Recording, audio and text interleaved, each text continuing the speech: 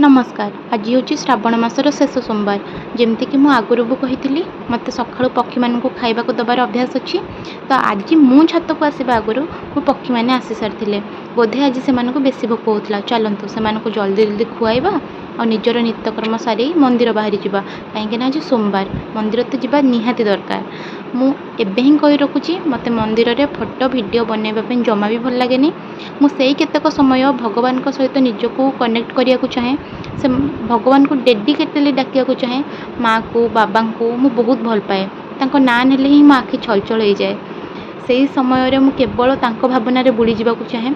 मंदिर आज बहुत गहली थिला से पूर्वर गोटे वीडियो मुझे पकईदेली। मंदिर आसी सारापर मंदिर बाहर फूल दुकान फूल लड्डू आ बेलपत्र नहीं आसिली मो रूम रे पूजा करने। रूम रे पूजा करने बसीगली जमतीक मुझे मत फोटो वीडियो नापी भल लगे जेहेतु मु घरे छाड़ी बाहर रोचे बेले बेले बापा को पठेवाई घर लोक देखवाई गोटे मेमोरी हिसाब से सब नहीं जाए। आज पूजा कला बेले टिके टिके वीडियो नहीं काश आपण मानक देखवाई।